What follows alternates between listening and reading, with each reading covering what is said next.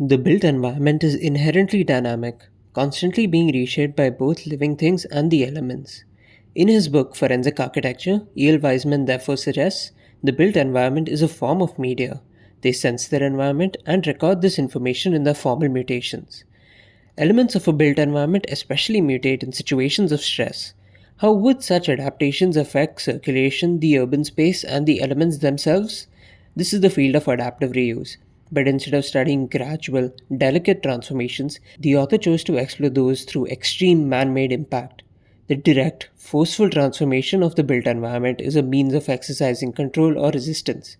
Thus, typical architectural concepts such as circulation are sought to be recontextualized in an environment where every element is hostile. Such violence in its most extreme form is observed during urban warfare. This study would thus turn architecture into a mode of investigation and inquire how would the spatial materialization of urban conflict manifest.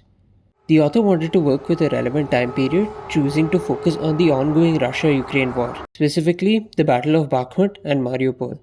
Due to its very nature, the urban terrain transformed the one-sided conflict into asymmetrical encounters between industrialized states. The proliferation of sensors with the widespread availability of open source data penetrated the fog of war, making it the most transparent major conflict and an easy choice to go forward with. The main theater of conflict has been the Donbas region of eastern Ukraine. The Donbas is a large coal mining and industrial basin with a significant ethnic Russian minority. Being part of the western steppes, the Donbas is relatively flat, with shallow valleys carved by its rivers. Bakhmut is a town in one such valley, while Mariupol is an important port city located along southern Donbas with several large steel plants. In 2014, after pro-EU protests in Ukraine, Russia annexed Crimea and backed separatists in Donbas, briefly fighting for Bakhmut and Mariupol. Russia virtually ended up controlling much of the Donbas, but both cities remained under Ukrainian control. On February 24, 2022, Russian forces launched their full-scale invasion of Ukraine, with their forces trying to capture Kiev, the Donbas, and establish a land bridge to Crimea. While Kiev resisted, Mariupol, close to the Russian border, was encircled by February 28th and fell after a brutal 3-month-long siege ending at the Azovstal steel plant. Bakhmut, however, faced Russian forces, including mercenaries, launched an offensive from the east in August 2022 after capturing the nearby town of Popasna. Logistical challenges slowed the conflict into static entrenched warfare. Bakhmut eventually fell in May 2023 after 10 months. The way both these battles played out was wildly different in both time and type. The objectives thus became clear. It is safe to assume that there are two kinds of urban warfare, mobile and static. Using Mariupol and Bakhmut, the spatial manifestations of both kinds of conflict will be examined from the perspective of the attacker and the defender. But how would a civilian urban space transform into a military one? How do logistics and time influence the adaptations the space undergoes to exercise control over it? And how do they recontextualize typical urban concepts like circulation? But first, how would one define parameters such as control of a built environment? Control of a territory is the control of circulation through its area for logistics and command. Authority over a contested space is exercised by designated commanders through command and control. Russian forces were under top-down central command under Vladimir Putin, but with complicated overlapping structures. There also existed proxy forces conscripted from the Donbas and mercenaries, the most important being the Wagner Group. Ukraine, meanwhile, since 2014, adopted the latter, giving field officers more decentralized autonomy, allowing them to quickly adapt to battlefield conditions. Urban warfare, or military operations on urbanized terrain, acronym MOUT, constitutes combat conducted in areas with dense man-made elements. A typical city consists of several zones. The urban terrain has a three-dimensionality to it, divided into 4 basic levels. The street level, which allows for advance or withdrawal, buildings, which act as obstacles for the attacker, restricting movement and providing cover to the defender. It limits or increases the fields of fire and observation. Subterranean level used for storage or shelter. The air, whose visibility is affected by obstacles like buildings. So why is urban warfare so hard?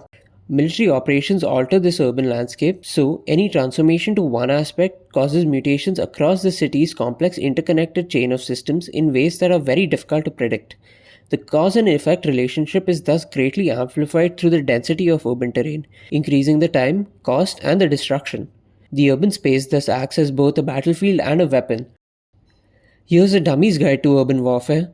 1. Good intelligence, surveillance, and reconnaissance (ISR) about the enemy's position and capability. For attackers and defenders, which buildings to prioritize gaining or maintaining control of. Information about the terrain also needs to be identified, such as key features, which include strategic sites controlling movement like bridges, observations, fields of fire, and cover and concealment by the buildings, obstacles, both natural and artificial, and finally, avenues of approach. Weather effects such as rain and fog can also be spatially significant. Defenders usually have the advantage due to knowledge of local terrain. Combined arms. Any action the enemy takes to avoid one combat branch of a force makes them more vulnerable to the other, enabling the achievement of quick control.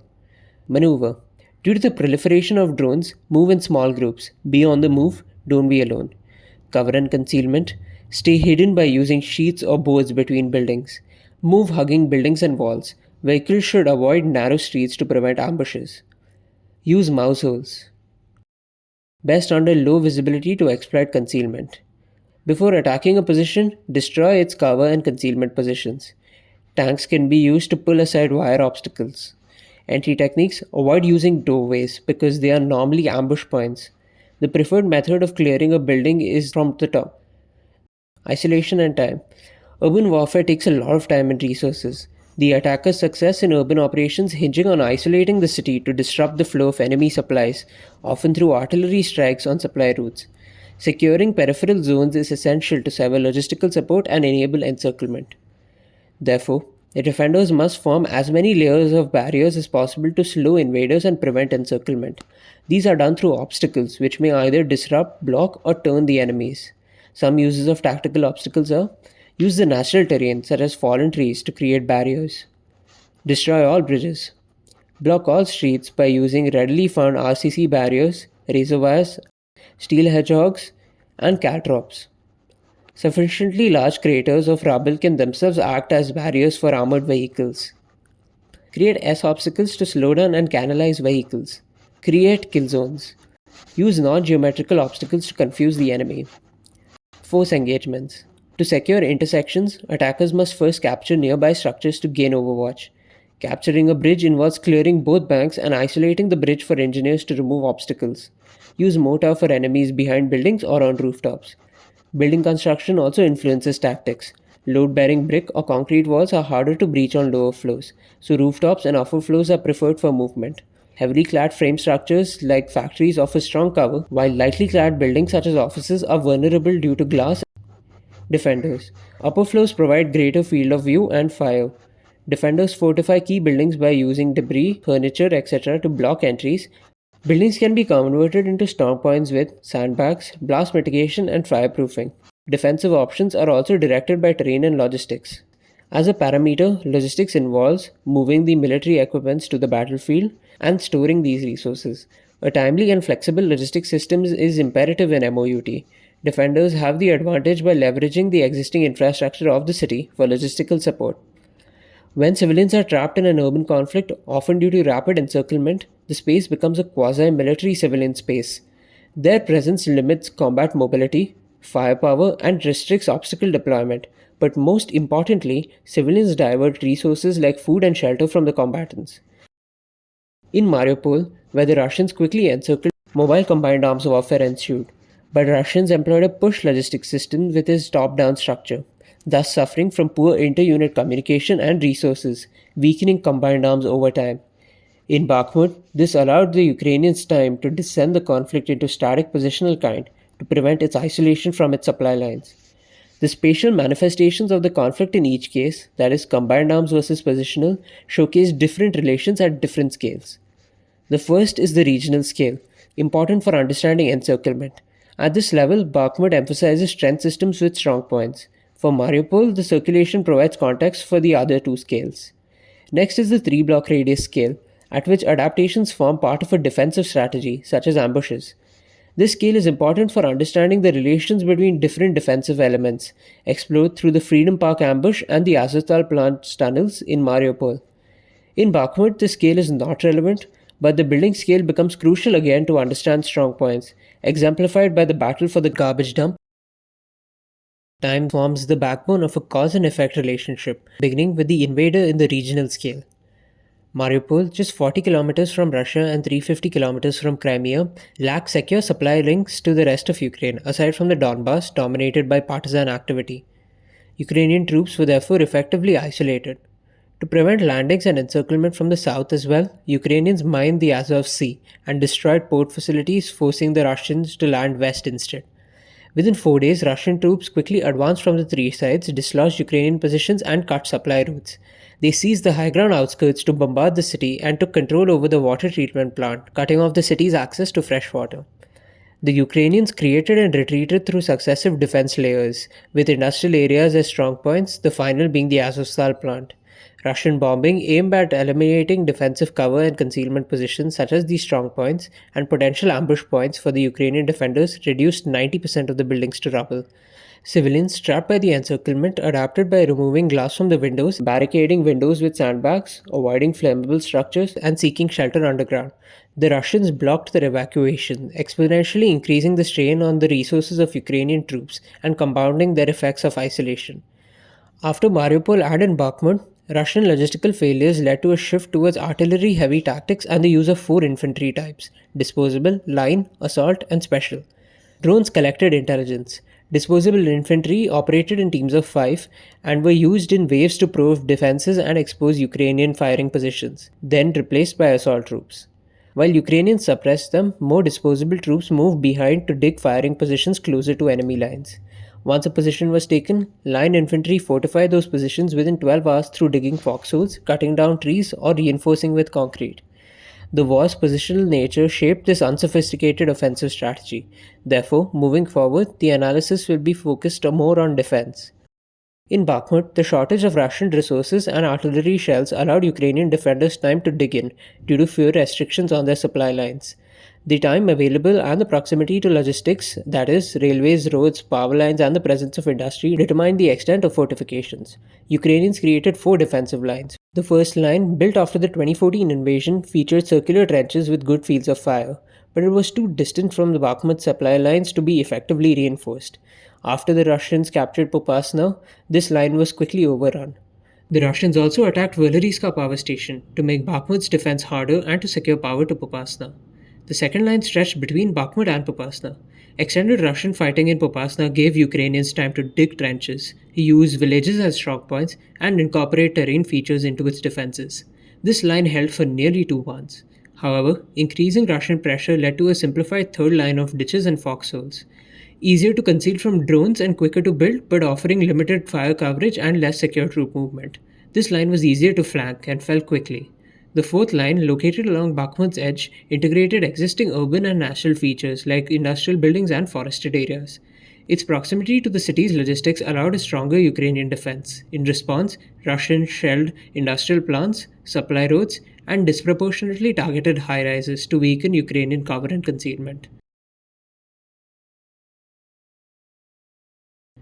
By March 2023, Russians threatened all supply routes, prompting a Ukrainian withdrawal across the river bridge, which they destroyed to delay pursuit.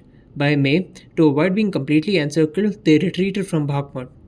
Russian defenses. In response to successful Ukrainian counteroffensives in fall 2022, Russia began fortifying its territorial gains from winter.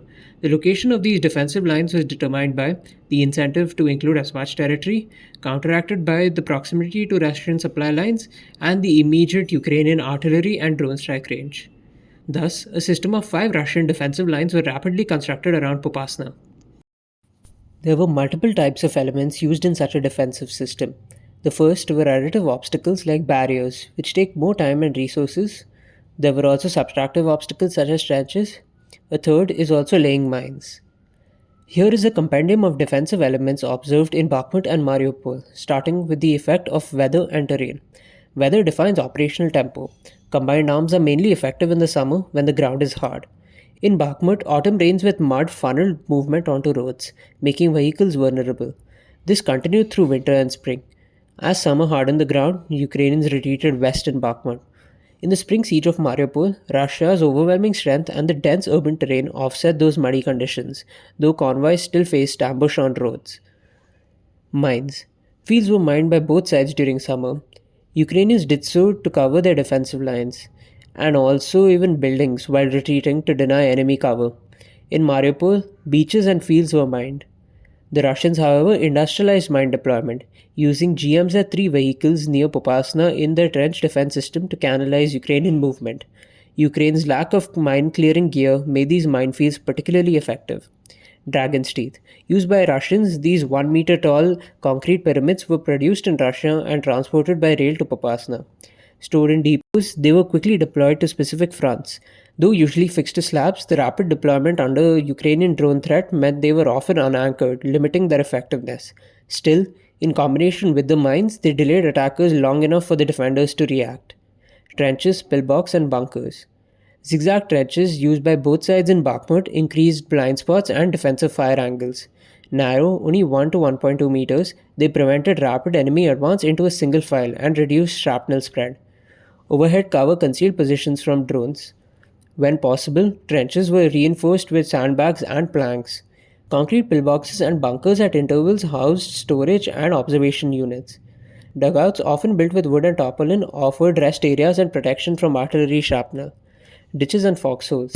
Due to a lack of time or an exposed position, sometimes Ukrainians quickly dug up foxholes instead for cover against fire and shrapnel.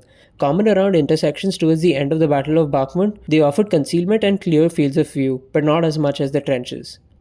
Checkpoints. During the Battle of Bakhmut, Ukrainians built numerous makeshift checkpoints along supply routes using concrete blocks, steel sheets, cars, and barriers to slow vehicles. Welded steel hedgehogs were also placed to deter enemy movement and check for infiltration or sabotage. Razor wires, obstructions, and S obstacles.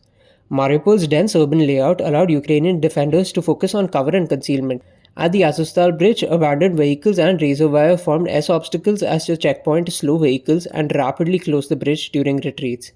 Near the Illich plant, school buses were used to block movement through the road. Using these elements in combination with cover and concealment, many ambush areas were created by the Ukrainians in Mariupol. One was the Freedom Square ambush. On March 18, 2022, a Russian tank, retreating after a failed probe of the Ukrainian defenses, entered Peace Avenue from the east to get back northwest to Russian positions. At the Freedom Square intersection, however, the tank was confronted by blocking mass obstacles in front and concrete barriers to the left. The road's left also contained 8-storied housing complexes, a potential ambush zone. So the tank, attempting a quick withdrawal, turned right, exactly as the Ukrainians anticipated, entering a straight lane exposed to the 8-story buildings behind. From here, Ukrainians launched anti-tank weapons, striking its weaker rear top armor, an angle the tank couldn't defend or retaliate from. The building scale. The tunnels of Azovstal, Mariupol. The dense Azovstal steel plant, located along Mariupol's southern edge, contained 41 warehouses, 80 buildings, and rail yards. Due to the presence of heavy machinery, the buildings were much sturdier and temperature resistant. The Ukrainian forces thus found this an ideal location for cover and concealment, shelter, and ambush, compounded by the sheer density of the complex. The plant was also flanked by water on 3 sides, with bridges destroyed, adding to its defensive strength. Its greatest defensive asset, however, was its tunnel and bunker network, restored and stocked with supplies. Many tunnels lie 8 to 50 meters underground, with storage, ventilation, and even dining areas. Though resistant to bombings, the bunkers were harsh, dark, poorly ventilated, and psychologically taxing. Supplies eventually dwindled. All civilians were evacuated by April 30th, and the Ukrainian troops themselves surrendered on May 28, 2022. Bakhmut. Positioning, fields of view, and fire were key factors considered by the Ukrainians when choosing their strong points. One such space was the Bakhmut garbage dump at the edge of the city. Its proximity to the town's supply lines made it easily defensible, while its elevations offered visibility over arterial roads into Bakhmut. Ukrainians further dug a trench along the road to prevent Russian ambushes. After breaching the third defensive line, Russian forces captured a mining pit just east of the dump, leaving 500 meters of open field between. Russians launched repeated meat-wave assaults across this field, trying to flank it. Ukrainians chose not to entrench themselves directly in the dump, instead allowing their positions to organically encompass this section. The dump's mounds, along with the adjacent 3rd and 4th defensive lines, provided flexible cover and enabled retreats and counterattacks. Thus, with strong positions on both sides, dislodging either force was difficult. The dump changed hands multiple times over the 2 months, resulting in high casualties and stalling the Russian advance. It is clear that without manpower, adaptations can be easily overrun. The goal is to slow down the enemy and act as speed bumps. Therefore, how do these speed bumps recontextualize the urban fabric of the city? Formlessness through debris and rubble is a defining feature of the urban battle space. The dispersion of combat elements within the urban military environment is observed instead of convergence of circulation in civilian spaces. Circulation. Troops and armor stick to buildings and obstacles for cover and concealment. An inversion in the form of greater weakness of vehicles. Movement usually through and near buildings instead of the roads themselves. Doors can be one's worst enemy due to its constricting nature. Exploitation of chaos and fog to conceal and move. All civilian human activity in a combat zone moves to underground storage spaces. Any vehicle that cannot store or protect is abandoned to be transformed into an obstacle. To conclude, higher density of spatial elements gives lower density of direct combat.